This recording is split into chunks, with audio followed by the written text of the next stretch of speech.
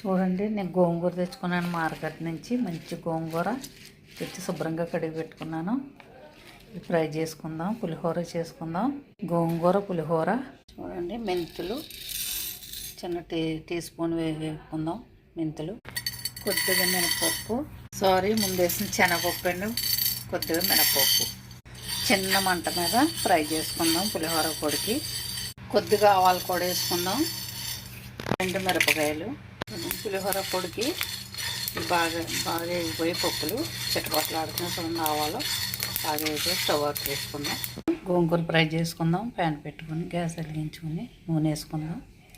గోంగూర ఆకు పెద్దగా ఉంది, ఇలాగా ముక్కలు కట్ చేసుకుని ఫ్రై చేసుకుందాం నూనెలో. చిన్న మంట మీద బాగా ఫ్రై చేసుకున్నాం. మెత్త ఉడికేలాగా ఫ్రై చేసుకుందాం. చాలా బాగా ఉడికిపోయింది. ఇంకా కొద్దిగా నీళ్ళన్నీ, దీంట్లో ఉన్న నీళ్ళన్నీ ఇంకిపోయే వరకు ఫ్రై చేసుకుందాం. నీళ్ళన్నీ ఇంకిపోయి నూనె చూడండి, నూనె తేరింది, నూనె సెపరేట్ అవుతుంది. రెడీ అయిపోయింది. స్టవ్ బంద్ చేసుకుందాం.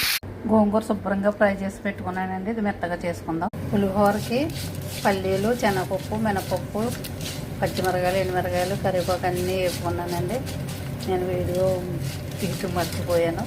అలా వేసి పెట్టుకున్నాను. గోంగూర మెత్తగా చేసుకున్నానండి. ఇందులో కలుపుకొని ఫ్రై చేసుకుంటాం. చూడండి, అన్నీ వేసుకుని తెల్లన్నం మీద శుభ్రంగా చేతితోటి కలుపుకుందాం. గోంగూర పులిహోర చేతితోటి బాగా కలుపుకోవాలండి.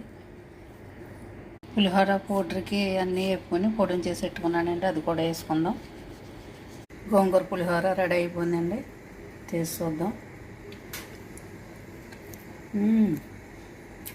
సూపర్ టేస్ట్తో చాలా బాగుంది. మీరు కూడా ట్రై చేయండి ఫ్రెండ్స్.